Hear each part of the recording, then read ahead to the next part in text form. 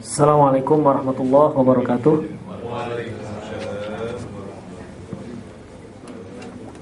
Innal hamdalillah nahmaduhu wa nasta'inuhu wa nastaghfiruh wa na'udzu billahi min shururi anfusina wa sayyiati a'malina. May yahdihillahu fahuwal muhtad wa may yudlil falan tajida lahu waliyyan mursyida. Asyhadu an la ilaha illallah wahdahu la syarika lah wa asyhadu anna Muhammadan abduhu wa rasuluhu alladzi la nabiyya ba'dah. Wa qala Allah subhanahu wa ta'ala ya ayyuhalladzina amanu taqullaha haqqa tuqatih wa la tamutunna illa wa antum muslimun. Ya ayyuhalladzina amanu taqullaha wa qulu qawlan sadida yuslih lakum a'malakum wa yaghfir lakum dhunubakum wa man yuti'illaha wa rasulahu faqad faza fawzan 'aziman. Ya ayyuhan nasu taqu rabbakumul ladzi khalaqakum min nafsin wahidah wa khalaqa minha zawjaha wa batha minhuma rijalan katsiran wa nisaa'a wattaqullaha alladzi tasaaluna bihi wal arham innallaha kana 'alaikum raqiba. Amma ba'du, inna astaqal hadithi kitabullah wa khairal hadi hadi Muhammad sallallahu alaihi wasallam wa syarrul umur muhdatsatuha wa kullu muhdatsatin bid'ah wa kullu bid'atin dhalalah wa kullu dhalalatin finnar. Para hadirin hadirat, a'azani Allah wa iyyakum.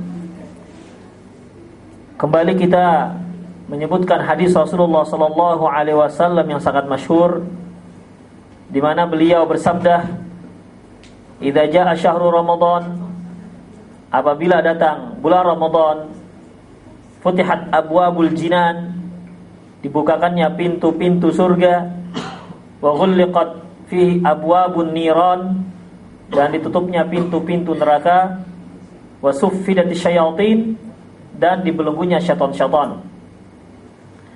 Ikhwafidin azallahu iyyakum. Dalam hadis ini Rasulullah sallallahu alaihi wasallam menyebutkan futihat abwabul jinan wa ghulliqat fihi abwabun niran. Dibukanya pintu-pintu surga dan ditutupnya pintu-pintu neraka. Tentunya ikhwafidin rahimanallahu wa iyyakum, kalau kita bicara masalah ini, memang apa hubungannya? Apa hubungannya antara kita dengan dibukakannya pintu-pintu surga dan tutupnya pintu-pintu neraka? Seperti kalau kita punya tetangga, mereka buka tutup pintu, ya urusan mereka.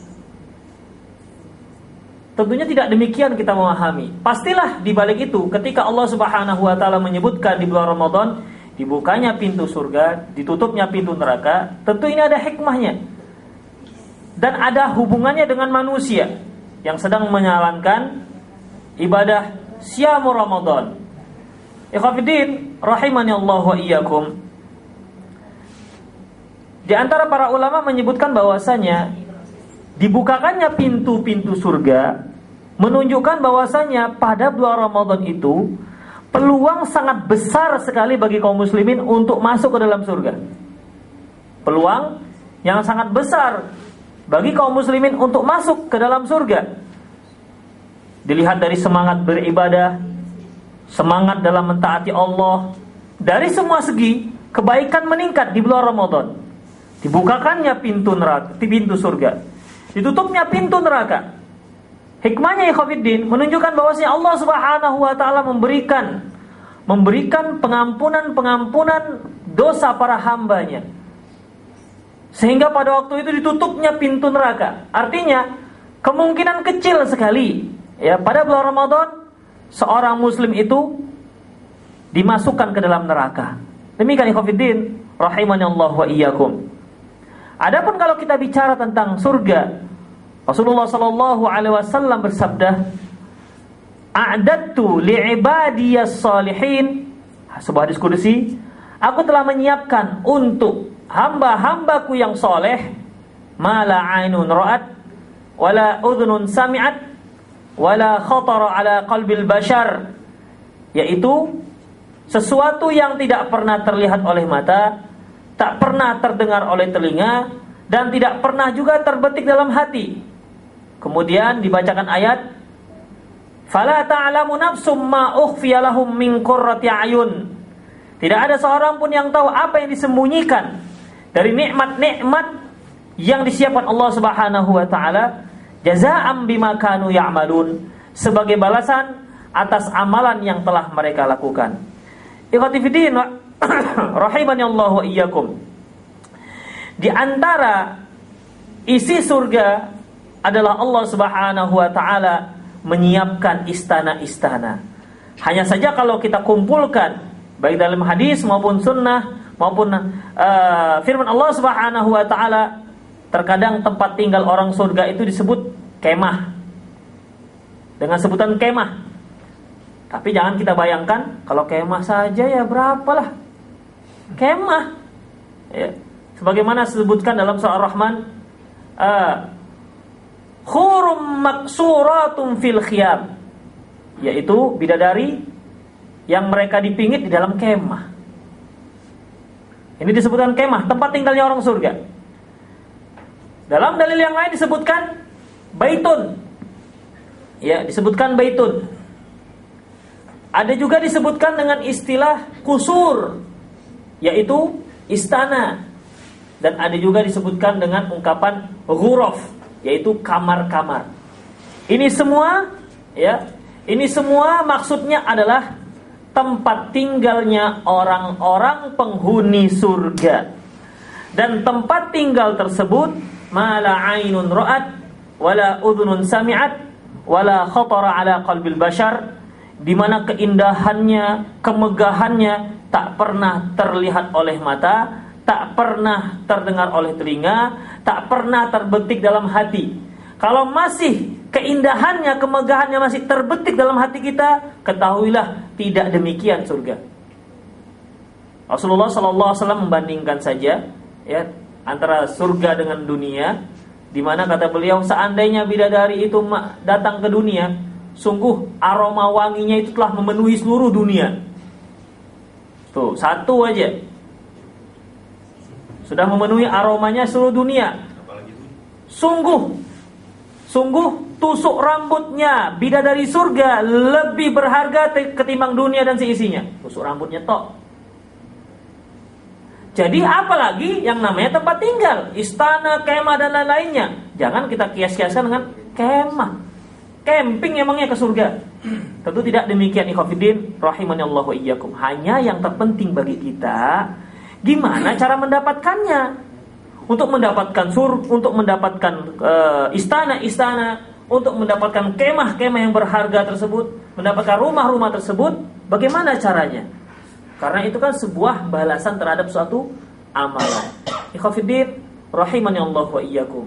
Tentunya kita tidak bisa bicara masalah ini kecuali ada dalilnya, dan tidak sembarangan dalil.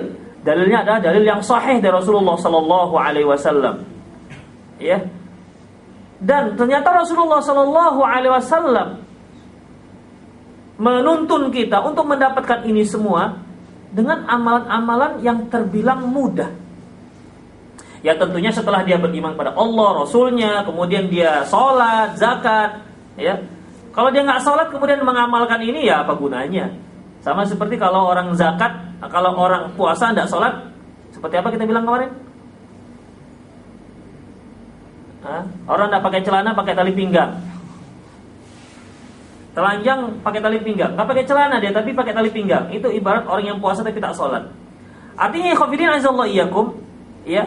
Ini semua amalan yang mudah ini setelah tentunya dia punya usulul iman, pokok daripada keimanan dan Islamnya. Ikhwati fiddin rahimani Allah wa iyyakum. Yang pertama, untuk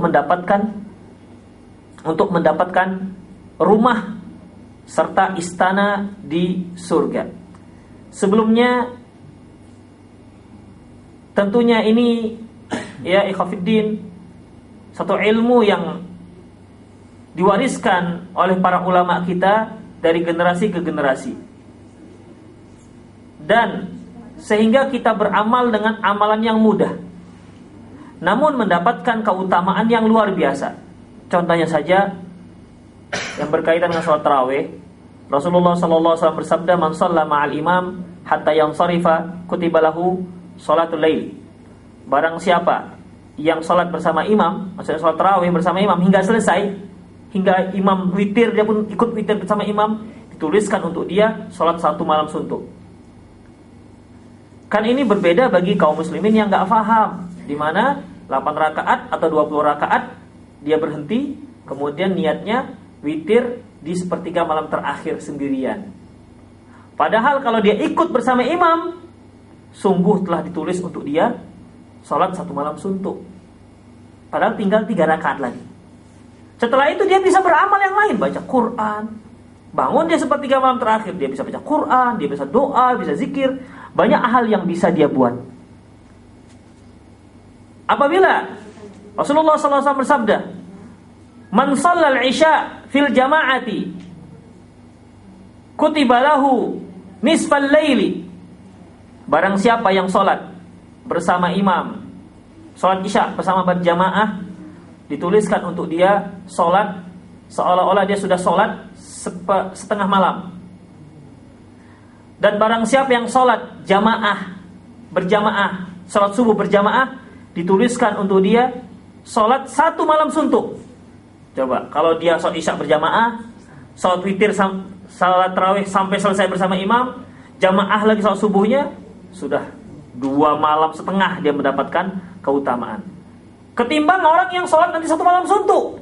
Padahal dengan cara seperti itu, dia sudah mendapatkan keutamaan tersebut. Demikian ikhwatiddin. Ini cara yang mudah untuk mendapatkannya. Baik, kita kembali kepada permasalahan bagaimana cara mendapatkan rumah di surga. Yang pertama, yaitu dalam hadis yang diriwayatkan oleh Imam Ahmad. Hadis yang diriwayatkan oleh Imam Ahmad dan dinyatakan sahih oleh Syekh Muhammad Nasir Al-Albani dari Mu'adz bin Anas radhiyallahu anhu. Qala Rasulullah sallallahu alaihi wasallam, Rasulullah sallallahu alaihi wasallam bersabda, "Man qara'a qul huwallahu ahad 10 marrat, banallahu lahu baitan fil jannah." Barang siapa yang membaca qul huwallahu ahad 10 kali, maka Allah bangunkan untuk dia satu rumah di surga. 10 kali. Baca qul huwallahu ahad 10 kali. Gimana caranya? Qul huwallahu ahad, qul huwallahu ahad, qul huwallahu ahad, qul huwallahu ahad, qul huwallahu ahad, begitu sampai 10 kali. Ada penjelasan yang lain, ya. Dalam penjelasan yang lain, yaitu yang diriwayatkan, yang dinyatakan hasan oleh Syekh Albani, Rasulullah sallallahu alaihi wasallam bersabda, "Man qara'a qul huwallahu ahad hatta yakhtimaha." Barang siapa yang baca qul huwallahu ahad sampai selesai 10 marrat, sebanyak 10 kali, banallahu lahu qasran fil jannah. Allah akan bangunkan untuk dia istana di surga. Demikian ikhwatiddin, 10 kali. Tidak sulit kan membaca qul huwallahu ahad 10 kali. Ada sebuah kisah seorang ibu yang fakir, dia kumpulkan anaknya. Ya, rumah mereka reot. Dia katakan, "Nak, ayo kita ngumpul. Kita mau bangun rumah." "Iya, Mak." Kumpul. Kemudian tiba-tiba si ibu membaca qul huwallahu ahad 10 kali. "Dah, kita sudah bangun rumah," kata ibunya. Kata si anak, "Mana bangun rumahnya? Mana rumahnya?" Kemudian dia bacakan hadis ini. Qala Rasulullah sallallahu alaihi wasallam, Rasulullah sallallahu alaihi wasallam bersabda, "Man qara'a qul huwallahu ahad hatta yakhtimaha 10 marrat." Barang siapa yang baca qul huwallahu ahad hingga selesai 10 kali, banallahu lahu qusuran fil jannah. Allah akan bangunkan untuk dia istana di surga. Ini cara pertama. Ya tentunya ikhwatiddin, orang yang baca qul huwallahu ahad kemudian dia enggak salat, ya tentu tak berguna sama sekali. Dia maunya surganya aja, salatnya enggak. Ini yang kita katakan tadi. Yang ini berfungsi dia akan berfungsi untuk orang-orang yang memang sudah punya usulul iman dan telah melaksanakan rukun-rukun Islam. Ya. Yang kedua, yaitu alhamdu wal istirja hala wuqu'i al musibati fil waladi. Mengucapkan alhamdulillah dan istirja ketika seseorang mengalami musibah meninggal anaknya. Dalam hadis yang diriwayatkan oleh Imam Tirmidzi dan dinyatakan hasan oleh Albani dari Abu Musa al-Asy'ari radhiyallahu anhu, qala sallallahu alaihi wasallam, Rasulullah sallallahu alaihi wasallam bersabda, "Idza mata waladul 'abdi," apabila anak seorang hamba meninggal, qala Allah Ta'ala li malaikatihi, Allah berkata kepada para malaikatnya, "Qabattum walada 'abdi?" Apakah kalian sudah mewafatkan anak hambaku? Fayaquluna na'am. Kata para malaikat, ya, sudah ya Allah, sudah kami wafatkan dia. Fayaqul, Allah bertanya kembali, qabattum thamarata fuadihi? Kalian telah mengambil belahan jiwanya? Fayaqulun na'am. Kata malaikat, iya. Iya, kami sudah wafatkan ya Allah. Fayaqul, madza qala 'abdi? Lantas kata Allah, lantas apa yang diucapkannya ketika anaknya meninggal? Apa yang dia ucapkan ketika anaknya meninggal? Ketika belahan jantung sibiran tulangnya meninggal, apa yang dia ucapkan? Fayaqulun, kemudian malaikat mengatakan, hamidaka wastarja'aka. Dia mengucapkan alhamdulillah dan mengucapkan innalillahi wa inna ilaihi raji'un. Fayaqulullah Ta'ala, Allah berkata, ubnu li'abdi baitan fil jannah. Bangunkan untuk dia rumah di surga. Wasummu baital hamdi. Namakan rumah tersebut rumah alhamdu. Rumah alhamdu namanya. Jadi ketika seorang meninggal anaknya, misalnya dia lagi di kantor nih, kemudian ada berita dari rumah, bang, anak kita sudah meninggal bang. Maka jawabannya, alhamdulillah, inna lillahi wa inna ilaihi raji'un. Kalau nggak tahu hadis ini, kalau bisa pelan-pelan aja bilangnya. Sebab kita itu fahamnya, umumnya kalau alhamdulillah itu untuk syukur, ya, untuk nikmat. Pak, anak bapak meninggal, alhamdulillah katanya. Ini bapak durhaka itu. Anaknya meninggal, alhamdulillah. Padahal maksud di situ bukan alhamdulillah di sini senang, bukan. Ya. Bukan harus senang, ikhwatiddin rahimanallahu wa iyyakum. Menunjukkan keridoannya, keikhlasannya terhadap ketetapan Allah Subhanahu wa taala. Jadi, barang siapa yang meninggal anaknya, kemudian belahan jantungnya, kekasih sayangnya, kemudian mengucapkan alhamdulillahi inna lillahi wa inna ilaihi raji'un, Allah bangunkan untuk dia satu rumah di surga yang bernama rumah Alhamdu. Rumah Alhamdu. Ini yang berapa? 3. Iya. 2. Ini nampaknya sinyalnya 1212 ini. Enggak kuat sinyalnya siang-siang ini. 2 ya. Baik, habis yang kedua yang keberapa ini? 3. Alhamdulillah, berarti coba masih nyambung. Sempat melindur kan 6 Ustaz. Baik. Poin selanjutnya, doa masuk pasar. Dalam hadis yang diriwayatkan oleh Imam Ahmad, Imam Tirmidzi, Baihaqi dan Imam Hakim, dinyatakan hasan oleh Albani dari Abdullah bin Umar radhiyallahu anhuma. Qala sallallahu alaihi wasallam, Rasulullah sallallahu alaihi wasallam bersabda, "Man dakhala suq," barang siapa yang masuk ke dalam pasar, ke pasar. Kalau kita bilang ke pajak ya. Barang siapa yang masuk ke pajak, ke pasar. Ini kalau pasar ini jangan bayangkan pasar tradisional yang becek-becek itu, bukan. Masuk mall juga termasuk pasar. Ya, apalagi supermarket juga termasuk pasar. Man dakhala suq, barang siapa yang masuk pasar, faqala, lantas dia berkata, berdoa, La ilaha illallah wahdahu la syarikalah, lahul mulku wa lahul hamdu, yuhyi wa yumit, wa huwa hayyun la yamut, biyadihil khair, wa huwa ala kulli syai'in qadir. Kataballahu lahu alfa hasanah. Allah tuliskan untuk dia 1.000.000 kebaikan. Wa maha anhu alfa sayi'ah, dan Allah hapuskan darinya 1.000.000 keburukan. Wa rafi'a lahu alfa darajah, dan ditinggikan derajatnya sebanyak 1.000.000 derajat. Wa bana lahu baitan fil jannah, lantas dibangunkan untuknya 1 rumah di surga. Ini bagi ibu-ibu yang sering masuk pasar atau bagi para pedagang, jangan lupa doa ini. Sayang kan? Sayang dia masuk pasar tidak pakai doa, padahal mau tidak mau tetap masuk pasar juga ya dia. Hafalkan doa ini. La ilaha illallah wahdahu la syarikalah, lahul hamdu wa lahul hamdu, lahul mulku wa lahul hamdu, wa huwa yuhyi wa yumit, yuhyi wa yumit, wa huwa hayyun la yamut. Itu yuhyi wa yumit, wa huwa hayyun la yamut, biyadihil khair, wa huwa ala kulli syai'in qadir. Kalau ibu-ibu dan bapak punya kumpulan doa, masuk pasar ada ini. Ya, hafalkan ini.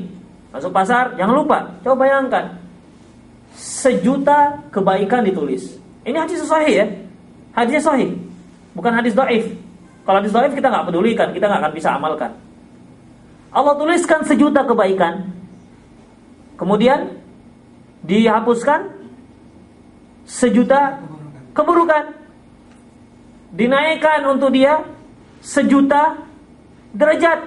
Dibangunkan untuk dia 1 rumah di surga. Luar biasa ya khafidin azallahu iyyakum. Kalau kita bilang apa iya apa tidak ini begitu.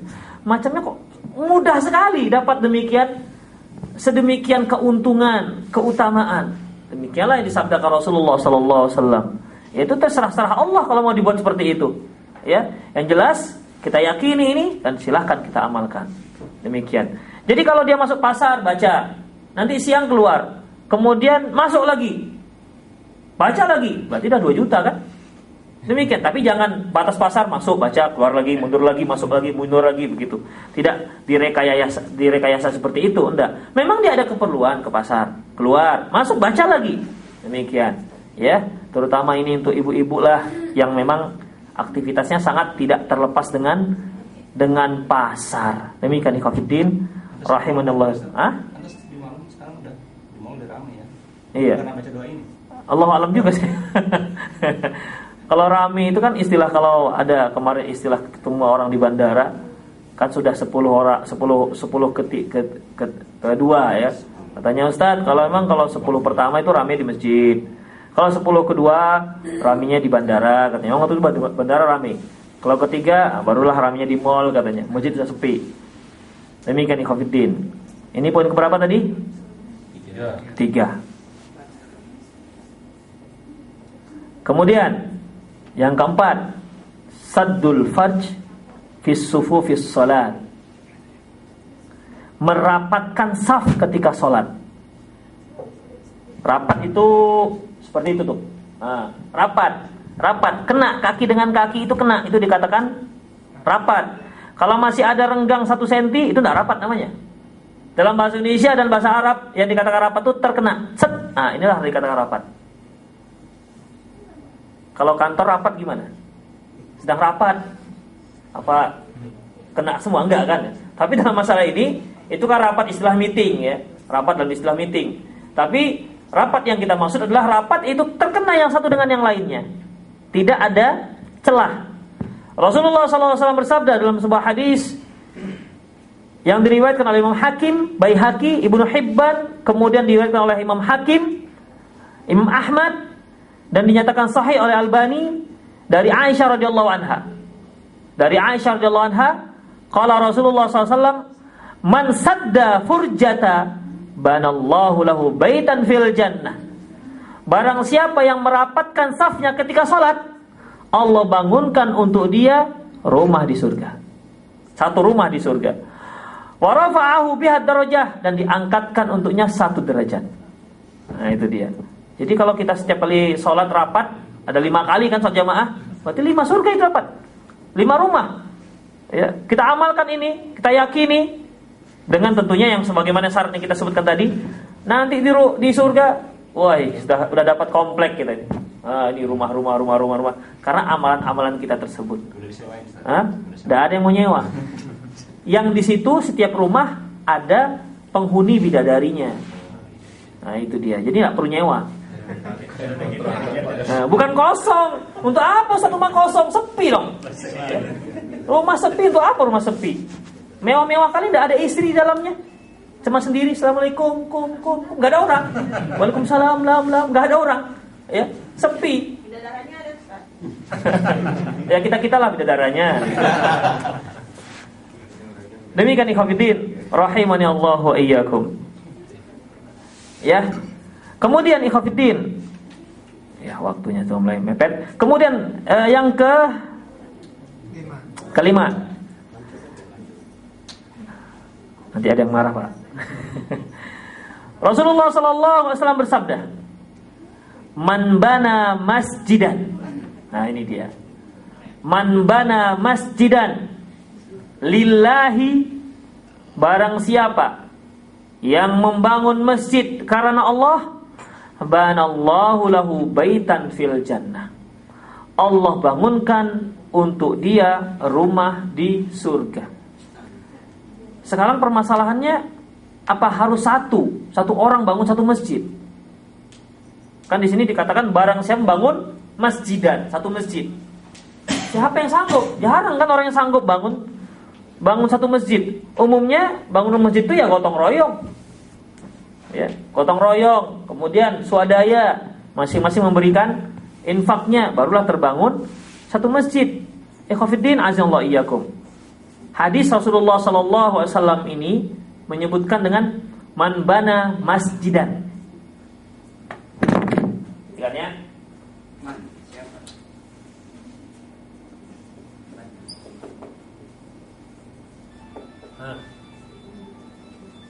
man bana masjidan,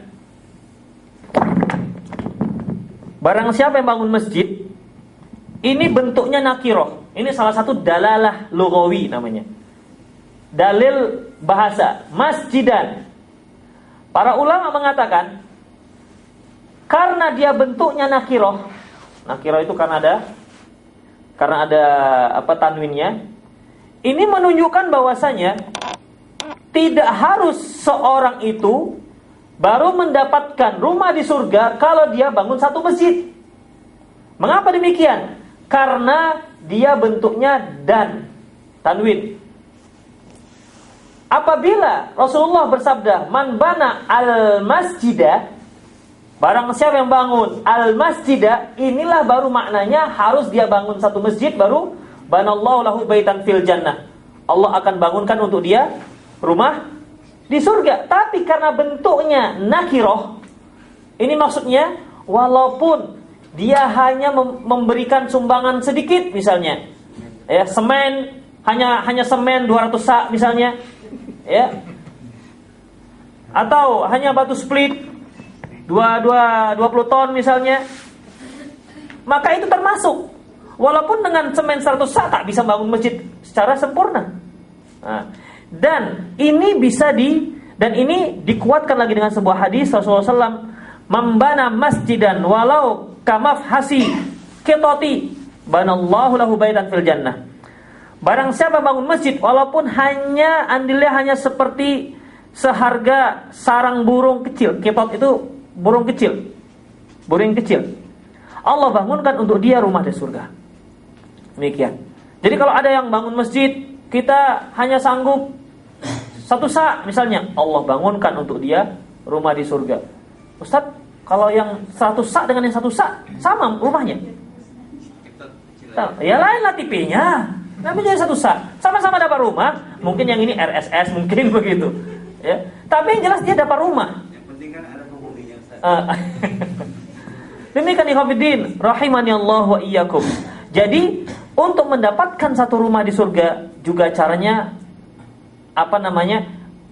andil kita dalam membangun masjid. Ada sebuah kisah di mana seorang raja dia mengumumkan kepada masyarakatnya, saya mau membangun satu masjid, dilarang seorang pun membantu. Apakah membantu menolong berupa finansial atau apa saja. Jadi dia bangun, dia ingin ini masjid ini full, dia yang buat. Sehingga dibuatlah prasastinya. Masjid ini dibangun oleh raja ini. Pada satu malam, raja ini mimpi, dia pergi ke masjidnya, dia lihat ternyata namanya sudah berubah menjadi nama seorang wanita tua. Begitu bangun, dia panggil tentaranya, coba kalian lihat itu prasasti saya, jangan-jangan sudah berubah namanya. Setelah dilaporkan, belum, masih tetap nama Anda. Dia katakan, oh itu berarti hanya kembang tidur. Malam kedua mimpinya sama. Dia terkejut kembali, sama mimpinya, berubah namanya. Namanya berubah menjadi nama seorang wanita tua. Dia suruh lagi, coba kalian lihat, kok sampai 2 kali nih mimpinya. Belum juga. Yang ketiga sama, 3 kali mimpi yang sama. Akhirnya apa yang dia lakukan? Karena sudah 3 kali mimpi yang sama, dia baca 3 kali itu prasasti. Kan sudah hafal nama wanita tersebut. Cari wanita yang namanya ini, wanita tua dia. Cari, dapat. Cari, dapat. Kemudian si raja mengatakan, saya bermimpi begini. Apa kamu ada bantu untuk bangun masjid? Kata wanita itu, tidak ada ya Tuan. Kan Tuan sudah mengumumkan akan memberi akan menghukum orang yang membantu. Saya mana berani. Coba ingat-ingat. Diingat-ingat ternyata mungkin ini dia penyebabnya. Apa itu penyebabnya? Jadi ketika seekor kuda yang membawa material untuk bangun masjid itu terikat dengan tali, dan kuda ini haus. Di dekat kuda tersebut ada satu ember air. Itulah yang akan diminum oleh si kuda yang sudah hampir mati kehausan. Tapi dia tidak bisa mencapainya karena terikat. Kemudian dilihat, wanita ini melintas, dilihat ada seperti itu. Diambilnya ember tersebut, didekatkan ke kuda, diminum oleh kuda tersebut. Kata raja, ini dia sebabnya ini. Coba bayangkan, masjid yang demikian megah, wanita ini hanya dengan menggeserkan ember untuk minum si kuda. Kuda ini fungsinya untuk membawa material untuk membangun masjid.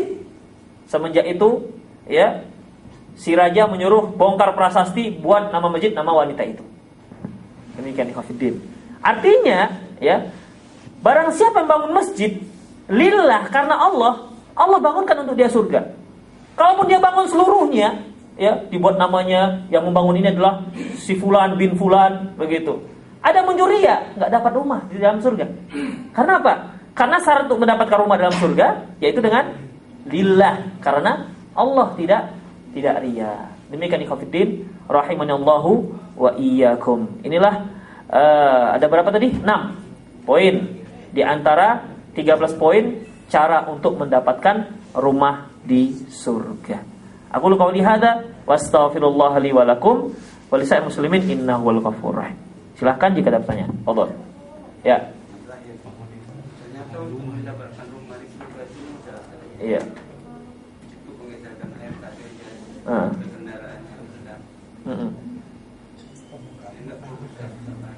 Iya. Tapi janganlah kita punya miliaran cuman menggeserkan air aja, dari ada yang air geserkan saja gitu. Hisabnya tetap berlaku. Hisab tetap berlaku. Iya, hisabnya awalnya tetap berlaku. Hisab gimana? Ya, pada saat nanti ini kita kumpulkan. Tetap berlaku. Itu kan masalah bukan berarti kalau dia punya rumah di surga berarti dia nggak masuk neraka, bukan begitu. Ya. Bagi yang dia pernah berbuat maksiat, ya harus tidak mendapat keampunan dari Allah, ya digulai dulu lah di neraka. Kemudian masuk surga udah banyak rumahnya, pernah amal-amal tersebut yang pernah dia lakukan karena Allah Subhanahu wa taala. Gitu. Bukan berarti masuk surga tanpa hisab. Itu lain lagi ceritanya. Demikian. Ustaz. Ya. Tadi dikatakan kan banyak sekali ya cara-cara melakukan amal ibadah untuk mendapat ganjaran rumah di surga. Iya. yang jadi pertanyaan, kita amalkan semua amalan-amalan itu sehingga menjadi cadangan investasi rumah kita di surga. Gimana setiap rumah itu bahkan dikatakan tadi ada bidadarinya begitu. Kira-kira saya nggak tahu bayangannya bagaimana cara kita menikmati rumah yang begitu banyak sekali. Karena kita kan satu aja mungkin yang indah itu sudah menikmati, tapi ini banyak dikasih. Sehingga nggak tahu bergilirnya gimana. Satu dulu Pak. Enggak, maksudnya ada kaitannya. Ada kaitannya juga. Tadi dikatakan setiap rumah itu ada bidadari. Yang jadi pertanyaan lagi, bagaimana dengan wanita kita di sini, misalnya istri kita segala macam, sementara kita dijanjikan dengan bidadari istri kita tidak termasuk. Makanya ibu tadi nyeletuk, bidadarinya gimana Ustaz gitu. Dan sebenarnya yang wanita, dia bidadaranya bagaimana? Ya, ikhwatiddin azallahu iyyakum. Rumah demikian banyak, sementara kita satu orang. Gimana cara menikmatinya? Makanya dari awal kaidah dalam surga itu mala ainun ra'at wala udhunun sami'at wala khatara ala qalbil bashar. Tidak pernah terlihat oleh mata, tidak pernah terdengar oleh telinga, dan tidak pernah, ini satu masalah lain, tak bisa terbetik dalam hati. Bagaimana caranya? Caranya nantilah kalau kita udah masuk surga, baru tahu caranya, ya, baru tahu kita caranya nanti. Rasulullah SAW menyebutkan juga, sesungguhnya kekuatan satu orang laki-laki di surga kelak itu berbanding dengan 100 orang laki-laki di dunia. Kekuatan apa maksudnya? Bukan, kekuatan hubungan suami istri. Tapi di sana disebutkan. Gimana Ustaz? Makanya gak usah gimana-gimana, masuk surga saja. Usahakan masuk surga, nanti baru rasakan khasiatnya. Baru nggak bisa kita bayangkan. Coba kalau betapa indahnya. Itu bukan begitu lah. Bukan begitu. Ketika Allah menyebutkan fihi mafakihatu wa nakhlu wa rumman, di surga itu ada buah-buahan, ada delima, ada kurma. Kita bayangkan kurma dan delima yang di sini. Tidak bisa. Hakikatnya saja namanya yang sama. Kurma surga sama dengan kurma. Gimana kurma surga itu gimana? Begitu. Tidak bisa kita bayangkan. Seperti Rasulullah Allah menyebutkan bahwasanya di surga itu nanti ada 4 sungai, ya. 4 sungai. Fiha anharum min ma'in ghairi asin. Di mana yang pertama yaitu sungai dari air yang segar. Kemudian sungai anharun min labanil lam yataghayyar ta'muh. Sungai yang dari susu yang tidak berubah rasanya, tidak bisa basi. Wa anharum min asalin wa anharin min khamrin ladzatil lisyaribin. Dan sungai khamar yang sangat lezat untuk diminum. Wa anharum min asalin musaffa. Dan sungai yang mengalir di situ madu yang murni. Kalau kita bayangkan misalnya, berdirilah kita di samping sungai Kampung Lalang gitu kan. Ini kalau seandainya ini tua lah ini yang ngalir gitu kan. Enggak bisa dibayangkan seperti itu. Ya, atau susu. Pokoknya kalau masih bisa dibayangkan, enggak begitu surga. Surga jauh lebih daripada itu. Itu dia. Lantas bagaimana dengan bidadari dan para bidadari, para ibu-ibu yang masuk pasar baca doa ini? Kan dia juga berhak untuk mendapatkan rumah. Ya, rumah. Ini bagaimana? Ikhwatiddin azallahu iyyakum, selama ini dalil-dalil yang menyebutkan itu, dalil-dalil yang menyebutkan bahwasanya laki-laki mendapat bidadari. Lantas bagaimana kalau perempuan masa cuma satu aja dapatnya? Apa dia enggak ada bidadara? Ya. Apa dia enggak mikir? Apa dia enggak kepingin juga sebagaimana laki-laki? Masa laki-laki saja yang punya banyak istri? Sementara kami para ibu-ibu juga ingin dong punya banyak suami. Kami juga para istri juga ingin punya banyak suami. Ikhwatiddin azallahu iyyakum, Allah telah menetapkan beda. Ya, beda antara laki-laki dan perempuan. Pertanyaan itu apabila ibu-ibu masih di dunia, muncul pertanyaan seperti itu. Tapi kalau dari surga nanti enggak akan ada pertanyaan itu. Mengapa demikian? Karena tidak ada lagi iri di surga. Wa naza'na ma fi qulubihim min ghillin.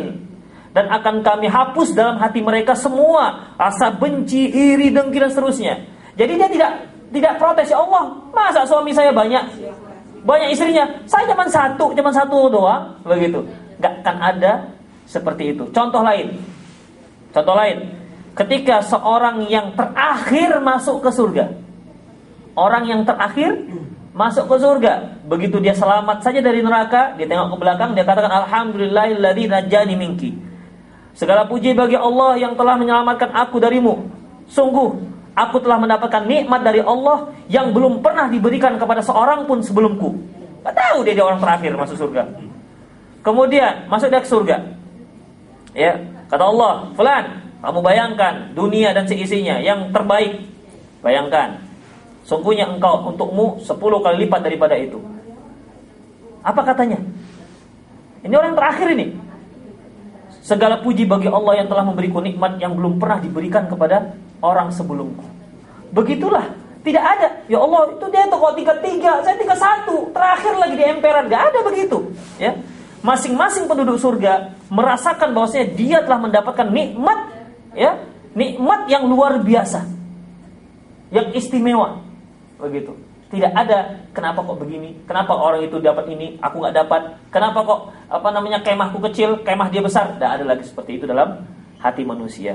Makanya Rasulullah menyebutkan bahwasanya Allah jadikan penduduk surga itu satu hati, hatinya satu.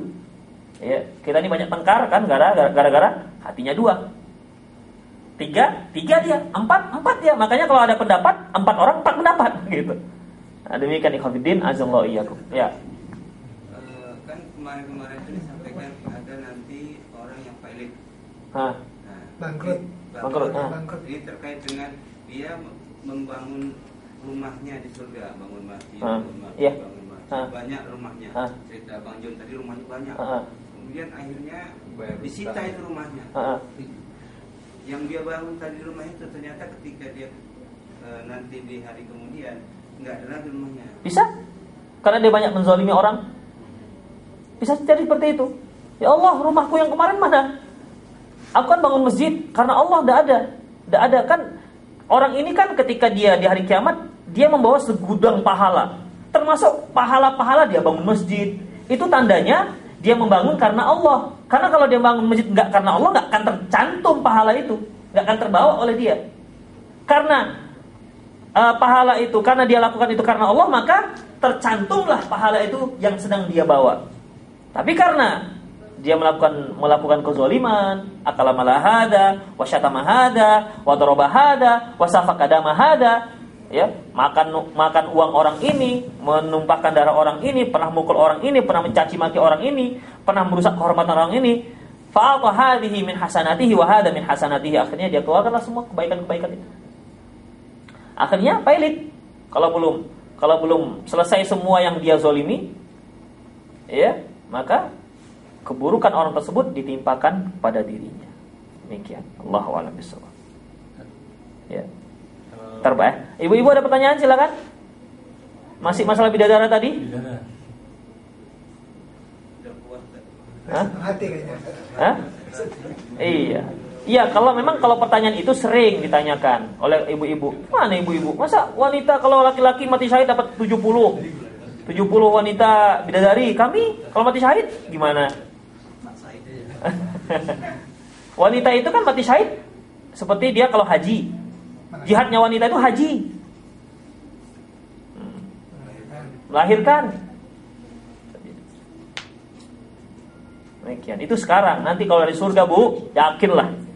Kalau udah sama-sama masuk surga, sama suami masuk surga, sama anaknya, gak akan mikir lagi itu. Gak akan mikir, Bang banyak kali suami Abang, gimana gilirnya nanti? Gak akan mikir lagi gitu, ya. Nah. Dan wanita yang di surga, yang di dunia, jika dibandingkan dengan wanita yang disiapkan Allah di surga, wanita yang di dunia ini yang masuk surga itu jauh lebih menarik ketimbang yang Allah siapkan di surga. Karena mereka mendapatkan surga itu dengan perjuangan. Demikian. Jadi yakinlah bahwasanya para suami-suami lebih mencintai ibu-ibu nanti ketimbang yang lainnya. Ya. Untuk ibu-ibu juga. Apa itu? Oh, ini Pak juru bicara ya. Ada dulu pernah dengar juga doa supaya kita dikumpulkan dalam satu keluarga di surga. Itu benar atau? Bisa.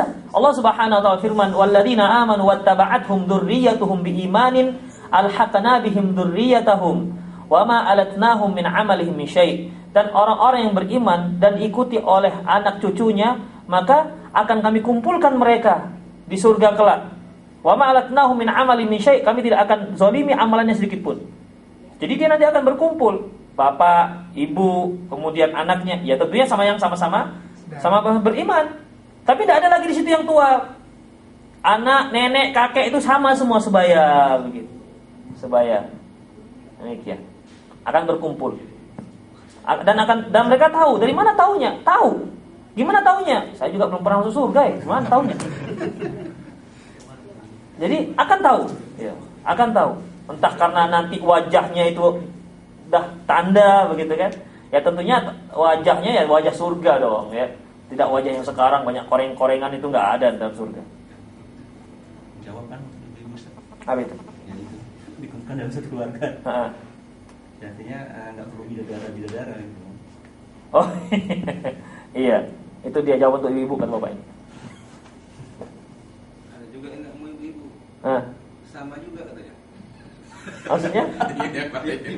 Di dunia juga. Ini kan di sini. Ini kan pemikiran kita masih di sini. Cobalah ya Hafidin. Rasulullah menyebutkan sesungguhnya Rasulullah menceritakan bagaimana cantiknya bidadari itu, yaitu sampai saking beningnya terlihat sumsumnya, sumsum kakinya. Kalau sekarang ibu-ibu nampak sumsum kaki, jangankan sumsumnya, nampak tulang saja kita takut lari. Ini apa ini namanya? Jadi apa namanya? Itu karena itu menunjukkan betapa putihnya, betapa beningnya.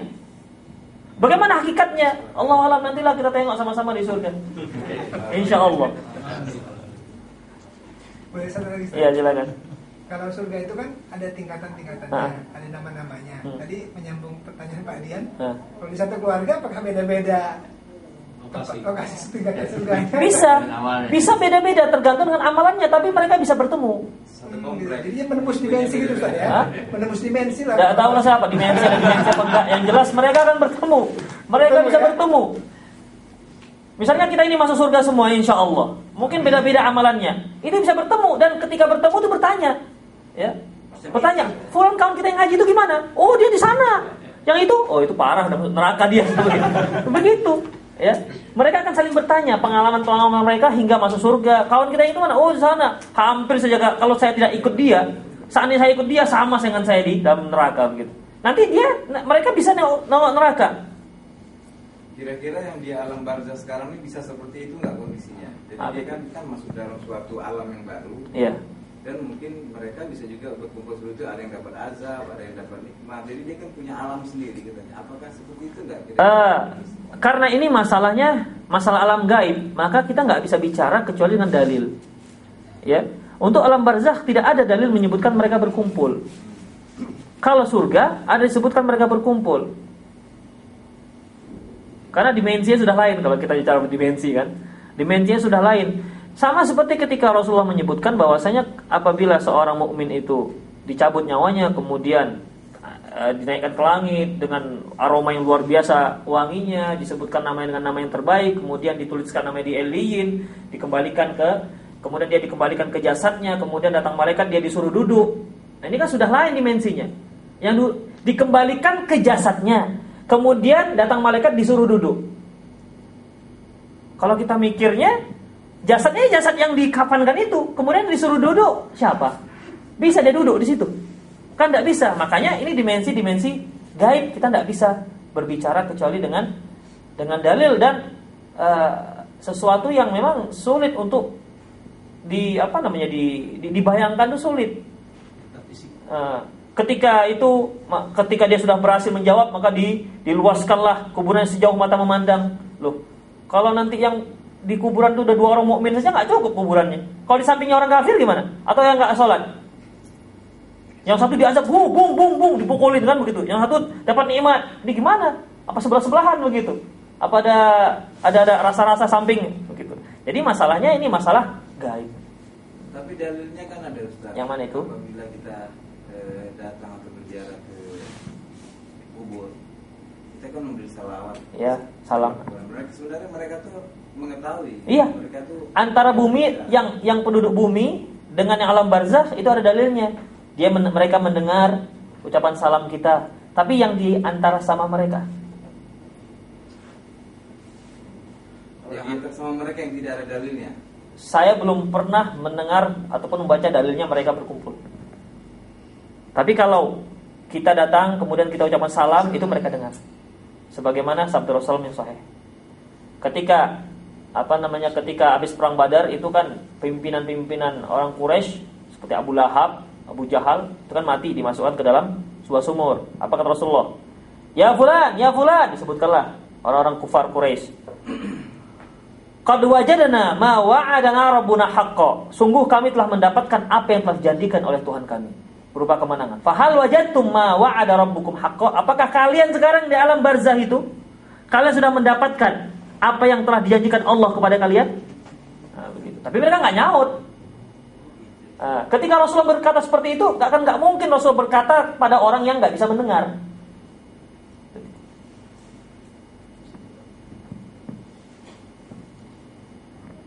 Dah?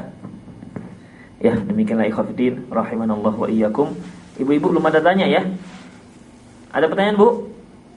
Pas, ya sudahlah kalau begitu jangan dipaksa. Hah?